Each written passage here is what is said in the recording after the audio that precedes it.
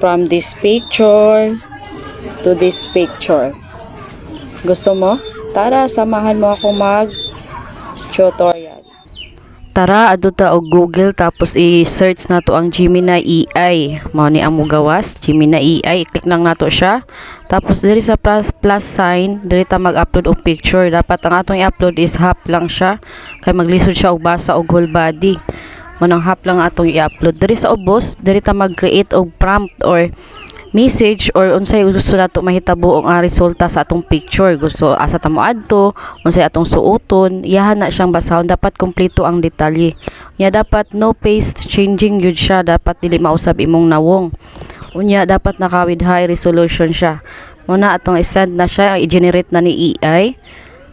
Mag-generate na siya diha, tapos i-scroll up lang nato na siya. Mao ni ang resulta sa atong gusto mahitabo sa atong picture. Muna ang atong prompt.